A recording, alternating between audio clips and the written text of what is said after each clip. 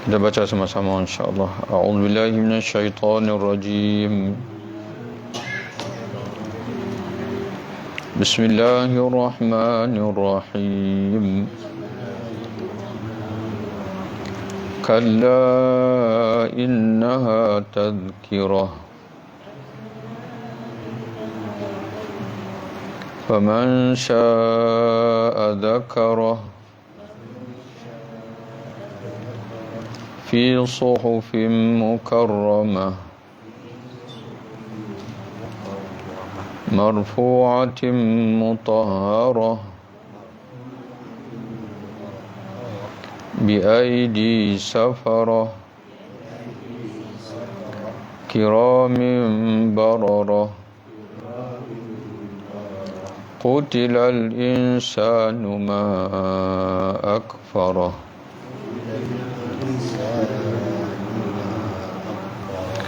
من أي شيء خلقه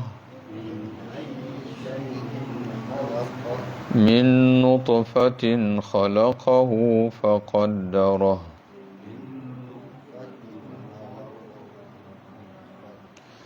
ثم السبيل يسره ثم أماته فأقبره ثم إذا شاء أنشره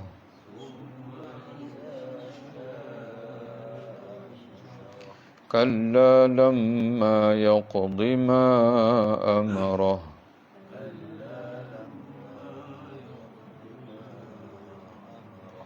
فلينظر الإنسان إلى طعامه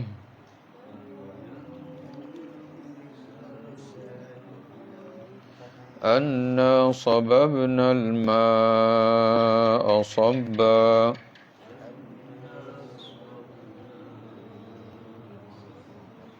ثم شققنا الأرض شقا فأنبتنا فيها حبا وعنبا وقضبا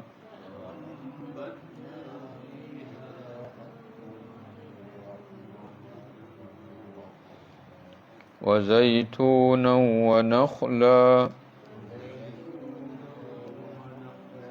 وحدائق غلبا وفاكهة وأبا متاعا لكم ولأنعامكم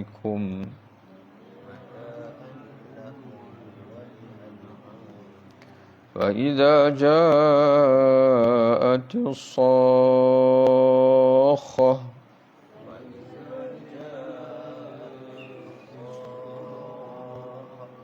يوم يفر المرء من أخيه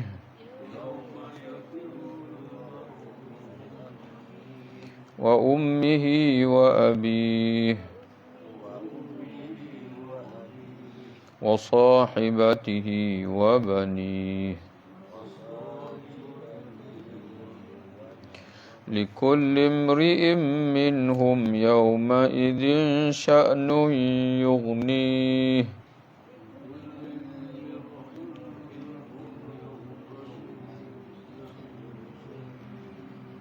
وجوه يومئذ مسفرة ضاحكة مستبشرة ووجوه يومئذ عليها غبرة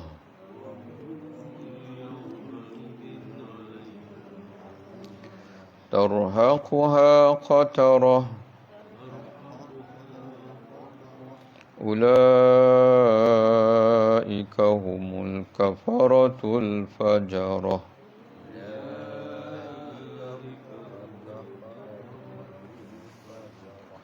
Sadaqallahul azim.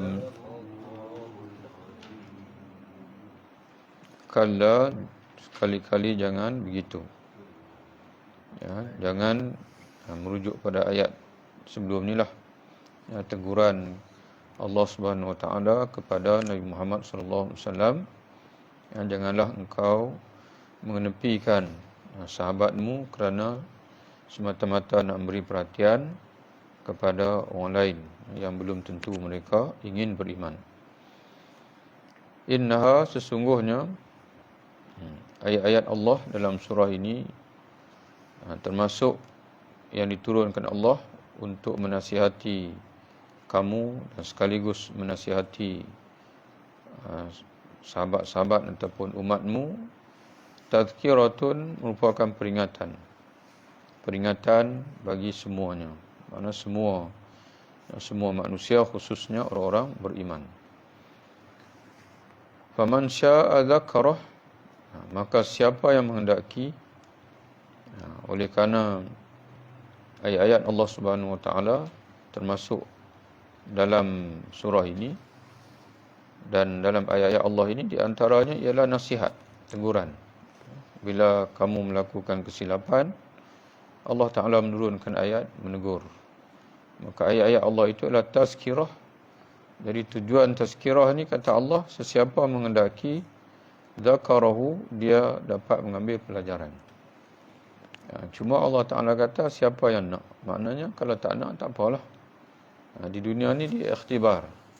Di dunia ni Allah Ta'ala bagi pilih. Dalam surah Al-Kahfi pun sama, Allah Ta'ala sebut sama juga. Kata Allah, Al-haqqu min rabbik. Al-Quran merupakan kebenaran daripada Tuhanmu. Faman syaa falyu'min, maka sesiapa yang nak, silakanlah beriman, kata Allah. Wa man syaa falyakfur, dan siapa yang nak, tak apalah kufur, makna ingkar, tak mau terima pun tak apa, kata Allah. Tapi kena ingat, inna a'tadna lizalimina naran.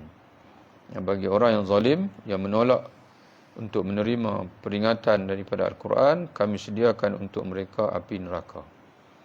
Jadi walaupun Allah Ta'ala bagi pilih di atas muka dunia ini, nak beriman pun tak apa, tak nak beriman pun tak apa, terpulanglah. Nak semayang pun tak apa, tak nak semayang pun tak apa. Tapi pilihan kamu itu akan menentukan kehidupan kamu pada masa akan datang. Fi suhufin mukarramah, di dalam lembaran-lembaran atau kitab-kitab yang dimuliakan di sisi Allah. Mukarramatun indallah. Jadi Quran ini peringatan yang sampai kepada kamu ini, wahai Muhammad. Dulu ini, sebelum diturunkan oleh Allah, dia sudah pun berada dalam lembaran-lembaran kitab yang dimuliakan di sisi Allah, iaitu di Lauhul Mahfuz. Di Lauhul Mahfuz. Di mana Lauhul Mahfuz ni? Iaitu cacatan Allah Ta'ala yang melepasi langit yang ketujuh atas sana. Itu Lauhul Mahfuz. Sebagaimana dalam surah Al-Buruj, di depan nanti Allah Ta'ala sebut, bal huwa Qur'anun Majid. Quran yang mulia itu, kata Allah, yang kamu dustakan, wahai orang kafir musyrikin, dia merupakan Quran yang mulia fi Lauhul Mahfuz, yang sudah berada di Lauhul Mahfuz satu ketika dulu. Jadi tuan-tuan sekalian, dan dalam ayat lain Allah Ta'ala menyebutkan apa saja yang tertulis di Lauhul Mahfuz sana itu, nama pun Mahfuz. Lauhin maknanya lembaran yang terpelihara. Tidak ada siapa yang boleh sentuh, malaikat saja. La yamassu illal mutahharun. Tidak boleh menyentuh melainkan malaikat yang suci. Iblis, syaitan pun dia nak naik ke atas sana, dia akan dipanah oleh bintang-bintang. Dia tak boleh baca, dia tak boleh ganggu langsung. Jadi Quran yang dulu ni berada di Lauhul Mahfuz, kemudian dibawa turun oleh malaikat Jibril kepada Nabi Muhammad. Dan alhamdulillah, Quran ni walaupun tak semua, sebahagian daripadanya adalah hati kita. Jadi bayangkanlah mulianya kita ni. Allah Ta'ala pilih sekurang-kurangnya Fatihah lah. Kerana Fatihah ni, la salata liman lam yaqra' bi Fatihatil kitab. Tidak sah semayang bagi orang tak baca Fatihah. Mana orang beriman, walaupun tak ada 30 juzuk Quran dalam hati dia, sekurang-kurangnya Fatihah. Jadi kitab suci, ayat suci yang dulu berada di Lauhul Mahfuz, duduklah hati kita. Dan beradalah dalam hati kita. Jadi sebab itu, tuan-tuan sekalian, dalam satu hadis, Nabi SAW menyebutkan, kalaulah satu kulit dibalut Quran. Quran ni dibalut dengan kulit. Kemudian dilemparkan ke dalam api dan saya kulit itu tidak akan terbakar. Makna apa tu? Kata ulama, maknanya kalau orang tu dalam diri dia ada Quran, makna kulit dia tu membalut Quran. Macam kita lah, bila dalam dada kita ni ada Quran, makna kulit kita ni sedang membalut Quran. Maka tubuh kita tak akan dibakar oleh Allah di akhirat nanti. Itu dipanggil kemuliaan Quran. Jadi sebab itu hafalah Quran ni, mana Fatihah, Qul ya, jangan bagi lupa. Qul wallah. Apa saja surah lah, tambah-tambah lagi lah, cakap yang mampu, bagi banyak, bagi ada lebih lagi, banyak lagi bagus. Jadi Allah Ta'ala sebut fi sufin mukarramah. Yang satu ketika dahulu berada dalam lembaran-lembaran kitab yang dimuliakan insya Allah, iaitu Lauhul Mahfuz. Marfu'atin mutahharah, yang ditinggikan di langit. Yang ditinggikan di langit atas sana. Mutahharatin, yang disucikan. Disucikan daripada sentuhan syaitan. Mana syaitan tak boleh sentuh.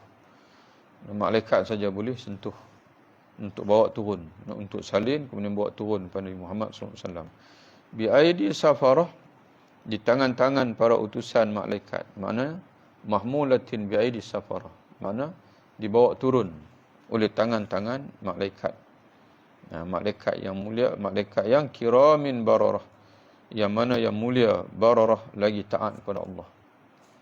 Jadi tuan-tuan sekalian, Quran ini sebelum sampai kepada kita, dia yang pertama sekali, Quran inilah kalamullah. Kemudian diletakkan oleh Allah di tempat yang tinggi. Kemudian dibawa pula oleh malaikat-malaikat yang suci. Kemudian diberikan, dibawa turun kepada hamba yang paling suci, iaitu Nabi Muhammad sallallahu alaihi wasallam. Sampailah kepada kita pada ini, Allah Ta'ala pilih kita untuk menerima Quran. Hati kita ni menjadi tempat, dipanggil tempat Quran.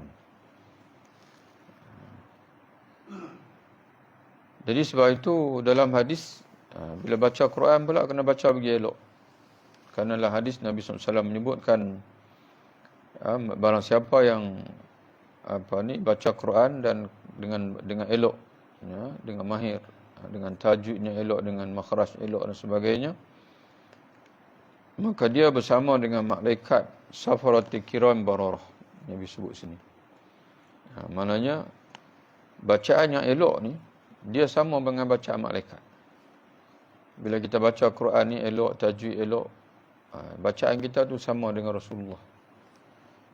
Sebab tu kita tuan-tuan dan puan sekalian parti orang baca Quran ni qari sama.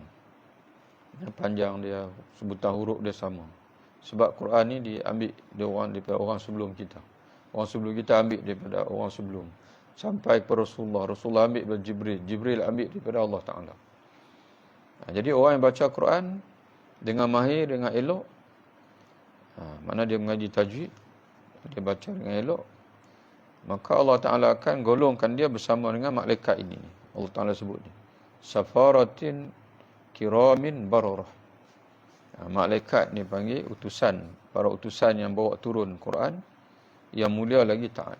Tapi kalau macam mana pula orang yang baca Quran dia maknanya mengangkat-angkat, duk mengaji dia panggil.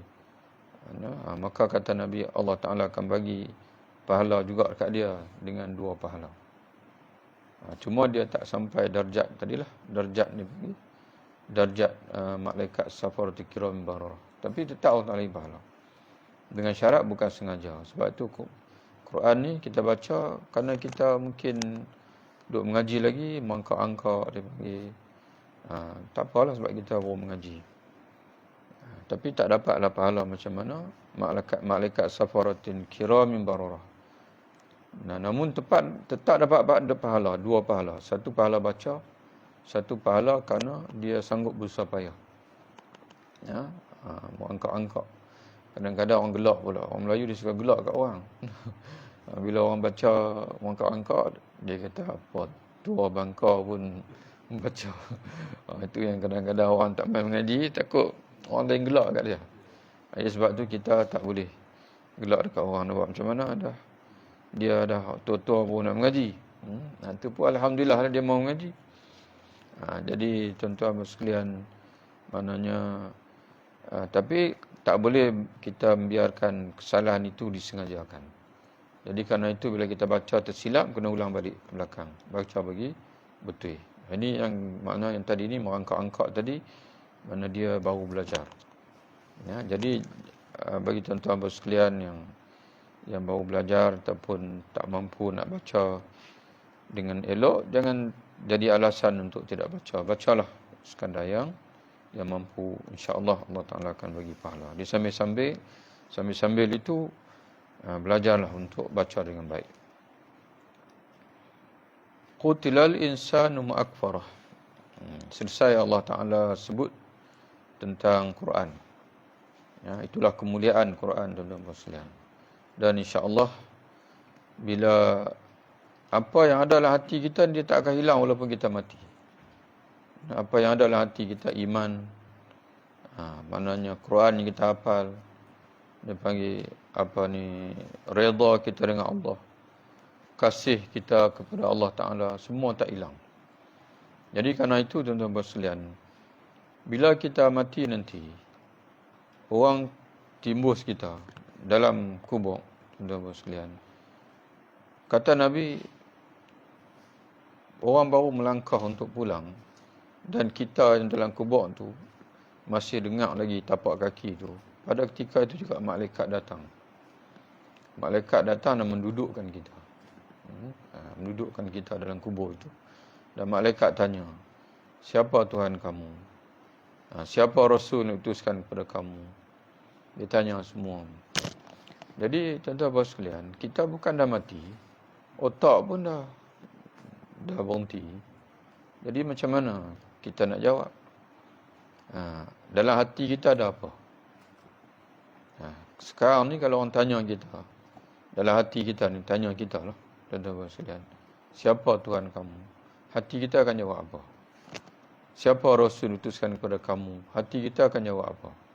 Jadi kalau hati kita ada jawapan, maka jangan bimbang lah. Dia panggil dalam kubur nanti, apa yang ada dalam hati. Hati ni ruh. Imam Al-Ghazali rahimahullah, dia kata dalam Quran ni ada beberapa kalimah yang berbeza kalimah tapi merujuk pada yang sama. Hati, ruh, jiwa, akal. Tapi kita oleh sebab kita ni zaman hari ni tamadun barat, bila sebut akal saja dia tunjuk sini. Akal. Kamu ni tak ada akal. Kamu tak ada akal kamu. Dia tunjuk di kepala. Tapi Quran kata mereka dikurniakan hati tapi tidak berakal dengan hati mereka. Quran aja akal, hati dia panggil. Jadi sebab itu tuan-tuan sekalian, orang kalau dia fikir dengan otak saja, itu yang dia tak sembahyang tu. Ya, kita nak sembahyang buat apa? Kan dapat duit. Dia fikir dengan otak. Tapi kalau dia tanya hati, mana hati ni apa? Keyakinan dia panggil. Dia tanya hati, boleh ke tak sembahyang ni? Hati kata, mana boleh, kamu tak takut Allah Ta'ala ke? Bila kita kata takut bukan di otak. Ya, takut ni dalam sekalian ni, takut, sayang, kasih, semua di hati. Jadi sebab itu Allah Ta'ala mengajar kita, berfikir jangan fikir sini saja.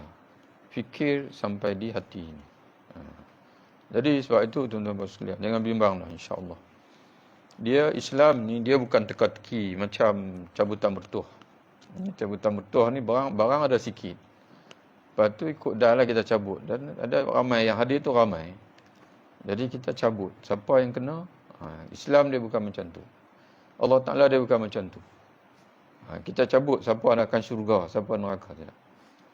Siapa yang beriman, beramal soleh, yang dia kenal Allah Ta'ala, maka Allah Ta'ala janjikan keselamatan. Jadi itu yang penting tuan-tuan sekalian. Itu yang pentinglah hidup kita ini. Jaga iman kita. Biar nanti kita mati dalam keadaan hati kita tu Allah Ta'ala dalam hati kita. Kita umat Nabi Muhammad SAW. La ilaha illallah Muhammadun Rasulullah. Itu kita mati. Kalau ada rezeki, mulut kita boleh cakap sama. La ilaha illallah Muhammadun Rasulullah. Tapi kalau tak ada rezeki, kadang-kadang kita tengok orang yang mati senang mengucap dengan lidah ni, orang dalam televisyen lah. Dia mati berlakon. Dia tak mati lagi, dia berlakon. Tapi dalam alam realiti, kadang-kadang ada orang mati aksiden, tengah buat kereta, dia pun tak tahu dia mati. Mai aksiden dengan lori, kawal ayazbillah. Mati lala tu juga. Tak sempat nak mengucap pun. Walaupun mulut tak sempat mengucap, tapi hati dia sentiasa dengan ucapan La ilaha illallah Muhammadun Rasulullah. Ada orang mengucap dengan mulut, tapi hati tak mengucap. Itu siapa tu? Orang munafik. Orang munafik zaman Nabi, dia hadir. Dia banyak ahli orang munafik ni ahli perniagaan. Jadi kalau dia tak isytiharkan Islam, nanti dah semua di Madinah tu orang masuk Islam belaka. Biasa orang Yahudi, ahli perniagaan, orang meniaga. Jadi kalau orang tahu kata dia ni anti-Islam, tak mengucap kalimah syahadah, jadi mana meniaga tak laku lah. Maka dia hadir depan Nabi, dia mengucap, Ya Muhammad, aku nak masuk Islam. Dia mengucap, La ilaha Muhammad Rasulullah dengan mulut, tapi hati tak percaya. Yang mana hati tak mengucap. Jadi sebab itu tuan-tuan sekalian, bila kita mengaji dalam akidah, ulama kata, iman ni ada 3. Satu, membenarkan dengan hati. Membenarkan dengan hati. Kemudian yang kedua, mengaku dengan lidah. Yang ketiga, beramal dengan anggota tubuh.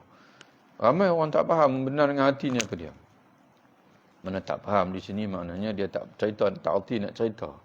Membenar dengan hati ni apa dia. Tapi dia tahu maknanya yakinlah. Tapi kata ulama, membenarkan dengan hati itu ialah hati berkata pada diri bahwasanya Allah benar, Rasul benar. Mana hati berkata dalam diri ni, dia bukan macam mulut kata. Mana hati kita tu bersuara dekat kita. Bila-bila masa sekalipun dengar kata Allah Ta'ala, maka hati kata kita, itu Tuhan. Dengar Nabi Muhammad, hati kata dekat kita, itu Rasul. Jadi dengar ayat Quran, itu ayat Allah. Mana hati kita tu bersuara dekat kita, itu makna membenar dengan hati. Dia dengan hadis nafsi. Jadi tuan-tuan sekalian, itu yang paling penting pada dalam hidup kita ini. Qutilal insanu akfarah. Kemudian Allah Ta'ala sebut macam mana sikap manusia ini. Kenapa dia sanggup menderhaka kepada Allah? Adakah dia tak ingat bahawasanya dia ni dijadikan daripada siapa? Sehingga akan dia sanggup kufur. Menyebabkan bila dia kufur, orang yang kufur kepada Allah, tuan-tuan sekalian, dia akan dilaknat oleh Allah. Maka Allah Ta'ala sebut, Qutilal insanu ma'akfarah. Dilaknat manusia, alangkah kufurnya dia. Tergamak dia kufur kepada Allah. Jadi tuan-tuan sekalian, apa makna laknat? Ni penting juga kita nak kena tahu ni. Laknat. Allah Ta'ala kata, dilaknat manusia ini. Manusia dilaknat. Kenapa dia laknat? Ma'akfarahu. Ma'akfarah. Karena alangkah kufurnya dia. Alangkah kufur. Kufur ni tuan-tuan sekalian, memanglah oleh sebab kita dah jadi bahasa Arab, bahasa Melayu. Kufur ni dah dalam bahasa Melayu. Mana orang tak beriman. Kufur ni. Tapi kalau kita renung tengok, makna kufur yang sebenarnya apa dia? Cuba tuan-tuan ingat balik. Kufur yang sebenarnya apa dia sebenarnya kufur ni? Kenapa orang tu, dia bila dia tak mengucap kalimah syahadah, La ilaha illallah Muhammad Rasulullah, dia dikatakan kafir. Kalimah kafir yang sebenar tu apa dia? Jadi cuba tuan-tuan ingat balik. Ini ayat ni kalau kita baca semua tuan-tuan ingat. Allah Ta'ala kata apa? La in kafartum la azidannakum. Sekiranya kamu kufur, la in syakartum la azidannakum. Jika kamu bersyukur, kata Allah, nescaya aku akan tambah kepada kamu. Selepas itu Allah sebut apa? La in kafartum, jika kamu kufur,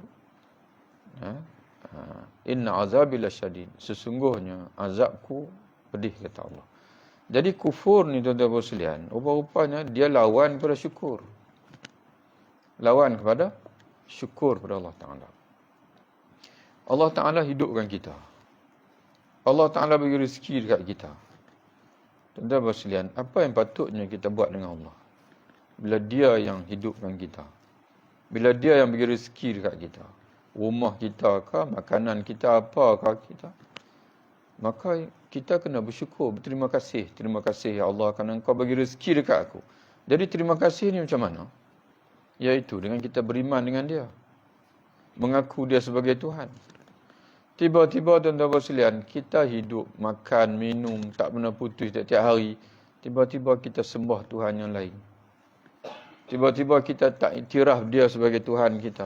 Itulah kufur, tuan-tuan sekalian. Maka, sebab itu kata Allah, bila dia tak bersyukur, dia tak beriman, bahkan dia pergi cari pula Tuhan yang lain. Tuhan yang tak pernah ciptakan dia, tak pernah beri rezeki kat dia. Dia tak sembah Tuhan sebenar yang bagi kehidupan dengan dia beri rezeki. Dia pergi cari yang lain. Alangkah kufurnya, kata Allah. Alangkah tak bersyukurnya dia. Maka sebab itu, yang layak bagi dia ialah qutilal insan. Qutilal lu'ina. Dia dilaknat oleh Allah. Jadi persoalan laknat ni apa dia pula? Laknat ni tuan-tuan sekalian, lawan kepada rahmat. Itu laknat. Bila-bila masa pun lepas ni, bila tuan-tuan baca ayat Quran ke, ustaz-ustaz cerita ke, ustaz baca hadis ke, ada perbuatan-perbuatan itu dilaknat. Maknanya ialah Allah Ta'ala usir orang tu daripada rahmat dia. Itu makna laknat. Sebagai contohnya, apa ni Allah Ta'ala sebut di antara perbuatan yang dilaknat ialah riba. La'anallahu akila riba. Allah melaknat orang yang makan riba dan juga orang bagi makan orang lain makan riba. Makna orang yang makan riba ni Allah Ta'ala jauhkan daripada rahmat Allah. Jadi sebab itu, bila kita ni jaga daripada dilaknat oleh Allah, mana kita ni akan sentiasa berada dalam rahmat Allah Ta'ala. Maka timbul pula persoalan, rahmat tu apa dia? Tuan-tuan sekalian, rahmat ni satu benda yang sangat besar. Jadi sebab itu, seolah-olah Allah Ta'ala nak suruh kita ingat tu. Sebab itu, bila-bila masa pun kita makan, kita minum, kita baca Quran, dalam banyak-banyak nama Allah Ta'ala 99 tu, Allah Ta'ala suruh kita sebut. Dua-dua tu ada kaitan dengan rahmat. Bismillahirrahmanirrahim. Makan. Allah Ta'ala suruh kita ingat. Dia Tuhan yang beri rahmat. Ar-Rahman Ar-Rahim. Nak baca Quran, Allah Ta'ala suruh ingat. Dia tu Tuhan yang beri rahmat. Jadi tuan-tuan sekalian, rahmat ni kita ambil di dunia dulu. Kita ambil di dunia dulu rahmat. Yang pertama sekali rezeki. Bila kita ni berada dalam rahmat Allah Ta'ala, insya-Allah rezeki kita berkat. Itu satu. Yang kedua, rahmat ni hujan. Bila Allah Ta'ala, penduduk satu negeri itu, semayang, puasa dan sebagainya, elok, tuan-tuan sekalian, Allah Ta'ala tak akan stop hujan. Allah Ta'ala tak akan stop hujan. Kerana dalam Quran, rahmat ni, di antaranya Allah Ta'ala sebut hujan. Lagi apa lagi tuan-tuan sekalian? Rahmat ini, iaitulah keampunan Allah. Dan syurga pun Allah Ta'ala sebut rahmat. Dan Allah Ta'ala sebut rahmat lagi, iaitu hidayah. Hidayah pun Allah Ta'ala sebut rahmat juga. Jadi bila kita ni tidak dilaknat oleh Allah, maknanya kita berada dalam rahmat Allah, kasih sayang Allah Subhanahu wa Ta'ala. Jadi tergamak dia kufur. Alangkah kufurnya dia, apakah dia lupa min ay syai'in khalaqah, dari apakah dia diciptakan? Min nutfatin, dari setetes nutfah, yakni sperma, mani. Khalaqahu, dia ini Allah menciptakannya. Faqaddarahu, lalu menentukan takdirnya. Jadi Allah Ta'ala ciptakan kita, tuan-tuan sekalian. Allah Ta'ala tentukan takdir. Umur kita berapa, rezeki kita berapa. Jadi sebab itu, tuan-tuan sekalian, setiap yang Allah Ta'ala tentu dekat kita ni, semua itulah yang paling baik untuk kita. Cuma kita hidup pada zaman hari ini, tuan-tuan sekalian. Orang ajak kita. Siapa ajak kita ni, tak tahulah. Kira rezeki ni duit. Rezeki ni duit. Bila tak ada duit saja, kita rasa macam Allah Ta'ala ni bagi rezeki tak cukup kat kita. Rezeki ni, tuan-tuan sekalian, bukan duit saja. Sihat, rezeki. Seronok hidup, lapang hidup, rezeki. Aman, tenteram. Tak berlaku perang dalam negara. Itu pun rezeki. Rahmat Allah Ta'ala. Ramai orang, tuan-tuan sekalian, duit banyak. Tapi tak boleh makan apa. Sakit 3 sangkai, 4 sangkai, 5 sangkai, tak boleh nak makan apa. Ramai orang tuan-tuan dan sekalian, dia duit banyak, tapi hidup tak bahagia. Tak diberi hidayah oleh Allah untuk kenal Allah Ta'ala. Macam kita parti tengok orang Eropah, orang Jepun, orang Cina. Memang kaya sungguh-sungguh tuan-tuan dan sekalian. Tapi tak kenal Tuhan. Nanti bila mati, nanti ini macam mana? Jadi kerana itu tuan-tuan dan sekalian, mana makan ni tuan-tuan dan sekalian, hebat macam mana sekalipun, mahal macam mana sekalipun.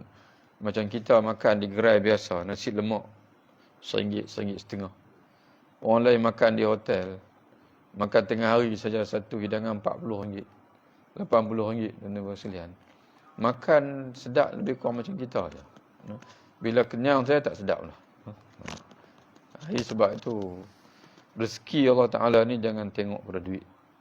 Rezeki Allah Ta'ala ni dia tengok kepada faqaddarahu, apa yang Allah Ta'ala tentu untuk kita. Setiap yang Allah Ta'ala tentu untuk kita tu kita reda. Sebab itu dalam satu hadis tentang sekalian Nabi sebut 3 benda Allah Ta'ala Nabi sebut. Dan insya-Allah 3-3 ni ada dekat kita.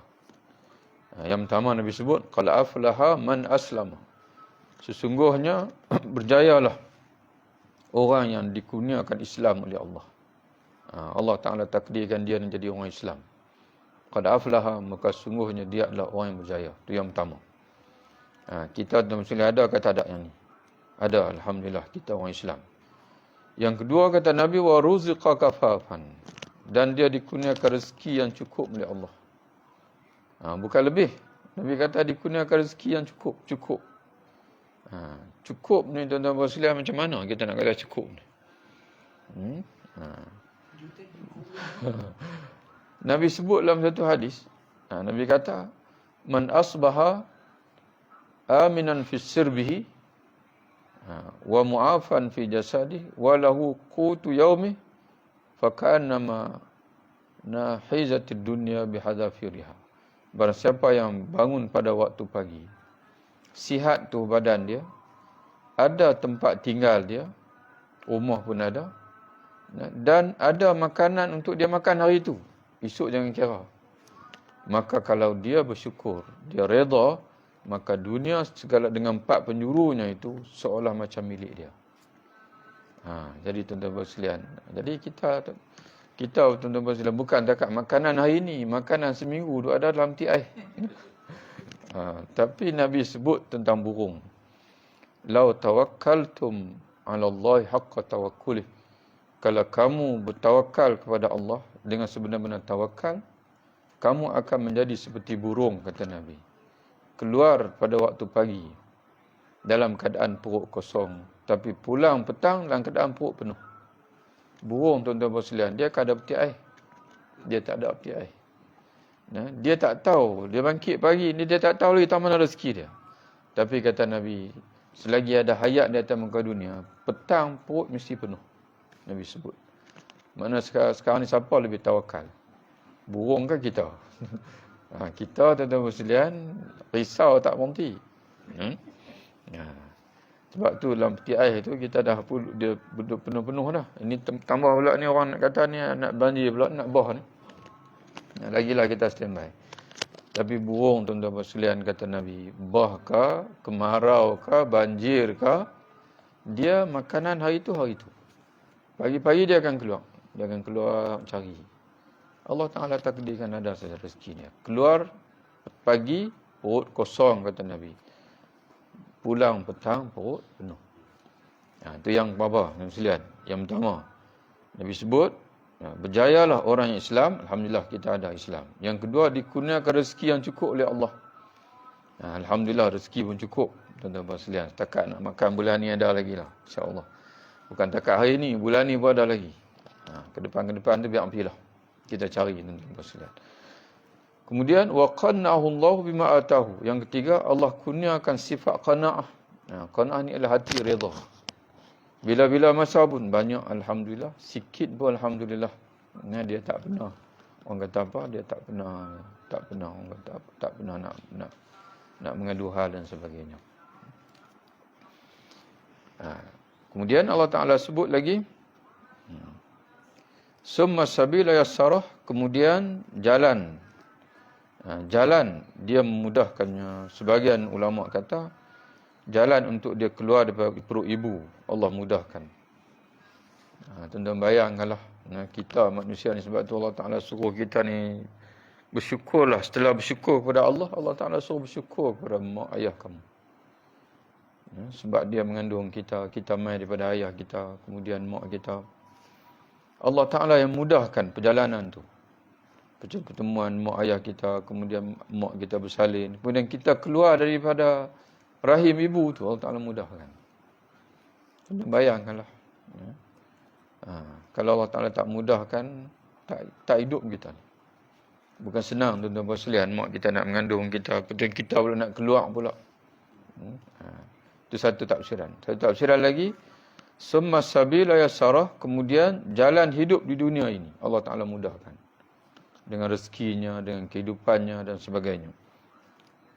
Tapi kata Allah, ingat, summa amatahu fa'akbarah, kemudian dia akan matikan kamu.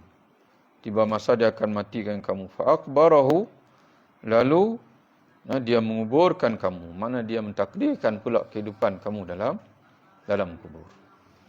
Jadi tuan-tuan sekalian, hidup di dunia ini dua persiapan.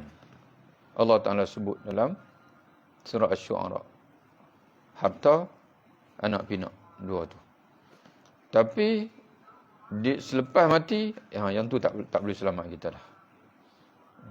Yang tu tak boleh selamat kita dah. Di mana Allah Ta'ala sebut dalam surah Asy-Syu'ara, yauma la yanfa'u malun wala banun illa man atallaha biqalbin salim. Pada hari itu, kata Allah, merupakan hari yang tidak akan beri guna lagi harta benda dan anak pinak, melainkan orang yang datang menghadap Allah dengan hati yang bersih. Kita sebut dah tuan sekalian, hati tadi ni. Dengan hati yang bersih, menghadap Allah Ta'ala. Bila kita mati nanti, harta benda dah tak guna, sebab harta benda dekat dunia saja. Kemudian anak pinak pun dah tak guna dah, tuan-tuan sekalian. Di hujung nanti ni, Allah Ta'ala akan sebut, bila sampai di sana nanti, anak pinak ke, siapa ke, isteri ke, suami ke, dah tak pedulikan kita. Masing-masing tak akan peduli. Dia akan hanya fikir diri dia saja. Dia nampak kita, dia tahu tu, kata, tu suami dia, ni isteri dia dulu, anak dia ni, mak dia dulu. Tapi dia tak peduli. Yauma yafirrul mar'u min akhihi. Seseorang itu akan melarikan diri, tak menghiraukan lagi saudaranya. Mana saudara walaupun dua beranak, walaupun kita kata ada saudara. Ayat tuan-tuan boleh tengok daripada 34. Bukan setakat saudara tak peduli, dia tak peduli. Dia tak peduli kat saudara dia walaupun mak sama, pak sama. Saudara dia pun tak peduli dia, bahkan mak dia pun dia tak peduli. Wa abihi, pak pun tak peduli. Hari kiamat. Wa sahibatihi, bahkan isteri pun dia tak peduli. Suami pun tak peduli. Wa bani, bahkan anak pun tak peduli. Ini Allah Ta'ala susun. Maknanya orang jauh. Mana kita dalam keluarga ni kiranya saudara tu dia jauh. Jauh lagi dari segi kita kata kasih sayang. Mungkin kita kata tak apalah, saudara tak peduli, kot nanti ayah peduli, mak peduli. Allah Ta'ala kata tak. Mak ayah pun tak akan peduli. Mungkin dia kata lagi, tak apalah, mak ayah tak peduli, isteri, suami tak akan peduli juga. Allah Ta'ala kata, ya, pasangan pun dia tak akan peduli. Mungkin pasangan tadi kuat anak-anak kan lebih kuat. Allah Ta'ala kata, wa bani, anak-anak pun sama. Anak-anak pun tak akan peduli kita. Dia panggil, kita pun tak akan peduli anak kita. Tak payah tunggu hari itulah, tuan-tuan sekalian. Tak payah tunggu hari itu, hari dibangkitkan. Tunggu kita mati nanti. Berapa hari anak kita akan ingat kita? Berapa hari agak-agak lah. Bila kita ada ke bumi kan, berapa hari orang nak teriak, anak-anak nak teriak kat kita.